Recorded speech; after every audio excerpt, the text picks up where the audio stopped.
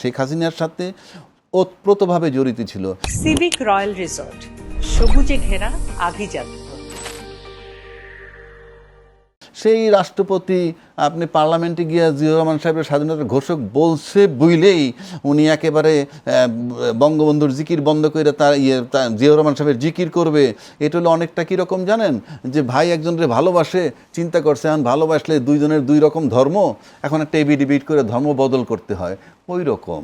আমি একটু আবুনা রাজ্জাকির কাছে যেতে চাই। আবুনা রাজ্জাকি, এর আগে আমরা দেখলাম লন্ডন সফরের একটা কথা বলা হচ্ছে বারবার রাষ্ট্রপতি, সেখানে একটি ফোন আলাপ হয়েছে বলেন, তিনি বলেছেন যে শেখ হাসিনার সাথে একটা ফোন আলাপ হয়েছে, যদিও শামা ওবায়দ আজকে তিনি অস্বীকার করেছেন, বলে যে আমরা তদন্ত করি যদি এরকম কিছু হয়ে থাকে।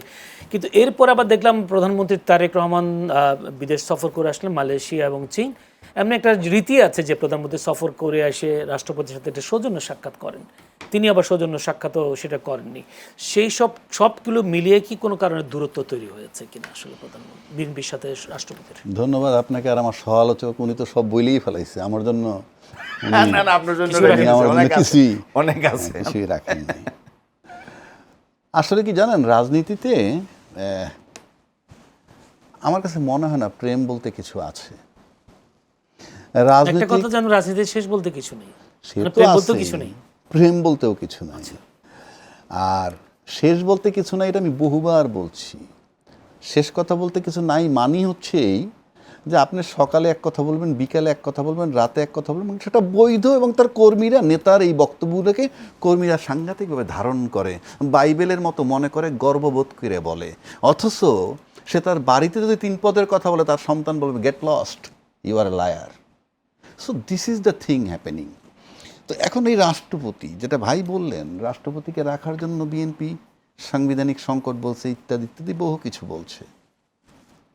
আজকে তাহলে কি হলো? তার মেয়াদটা তো পুরা করা যেত। বিএনপি মহাসচিব তাই বলেছিলেন। হ্যাঁ, তো এখন যেখানে আসছে সেই জায়গাটা হইল যে 5 মাস পরে ফাটলটা ধরল কোথায়।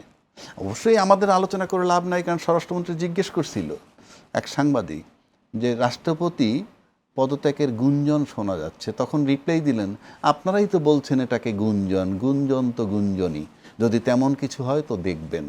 তো এটা তো সিম্পল কথা। তাই আসলো কেন এখন এই প্রস্তাবটা?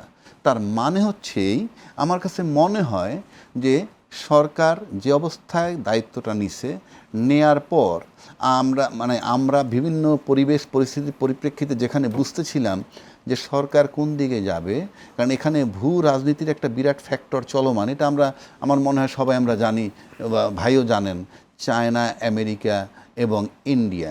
সেই ভূ রাজনীতি যখন খুব ম্যাচিউর্ড হয়ে গেছিল, ঠিক তখন শেখ হাসিনা সামাল দিতে পারেন নাই, যার জন্য তাকে চলে যেতে হয়েছে, সামাল দিতে পারেননি। সেই যে তপ্ত পরিস্থিতি, সেখানে কিন্তু আজকে বিএনপি দায়িত্ব নিছেন। এখন বিএনপি সরকারের ক্ষমতায় আছে, আমি মনে করি তাদের মতো একটা দল নির্বাচিত যখন হয়ে আসছে, একটা নির্বাচিত সরকার 5 বছরের ক্ষমতায় থাকা উচিত। সেক্ষেত্রে এখন যদি মনে করেন যে আওয়ামী ইনফ্লুয়েন্স যদি ধরেন, মনে রাখেন টু সাম এক্সটেন্ট, কেন আওয়ামী ইনফ্লুয়েন্স বলছি, ওই যে আমাদের আব্দুল মোমেন সাহেব, সে ক্ষমতাচ্যুত হওয়ার 8 মাস পর দেশ থেকে বের হয়েছে, এবং সে বলছে পররাষ্ট্রমন্ত্রী আমি 6 বার সিম বদল করছি, 5 বার বাসা বদল করছি, এবং আমি সরকারি কর্মকর্তা কর্মচারী সহযোগিতা নিয়ে বের হয়েছি। এটা সে স্বীকার করছে। তার মানে কি? তার মানে হচ্ছে যে তখন ওই 8 মাস পর্যন্ত ইনফ্লুয়েন্সটা ছিল।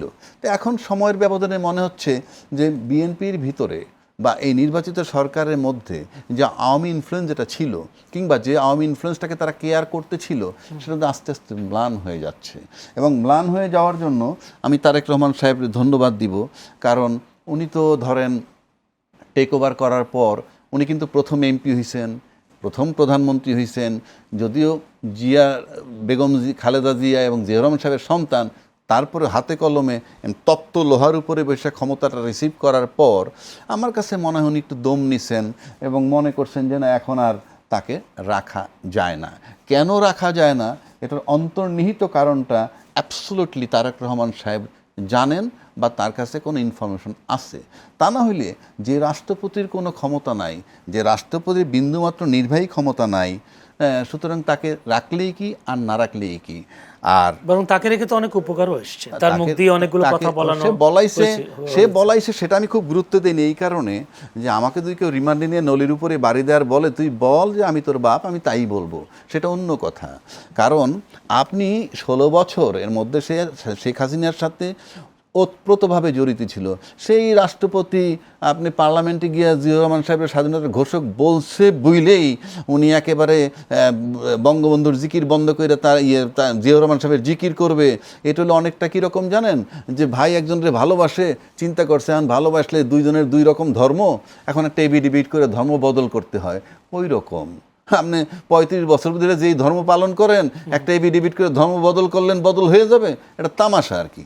তো এখন এই রাষ্ট্রপতিকে যে অপসারণ, আমার কাছে মনে হয় যে আমি ব্যক্তিগতভাবে, আমরা সবসময় বলতেছিলাম যে ফ্যাসিজমের ছায়া এখানে আছে, সেই হিসাবে তার পদত্যাগ করানো হোক কিংবা যাওয়ার ইচ্ছা করুক, এটা টু সাম এক্সটেন্ট আমি তারেক রহমান সাহেবের এই সিদ্ধান্তটাকে আমি কর্ডিয়ালি অ্যাকসেপ্ট করলাম এবং তার অপসারণ হওয়া উচিত। সিভিক রয়্যাল রিসর্ট, সবুজে ঘেরা আভিজাত্য।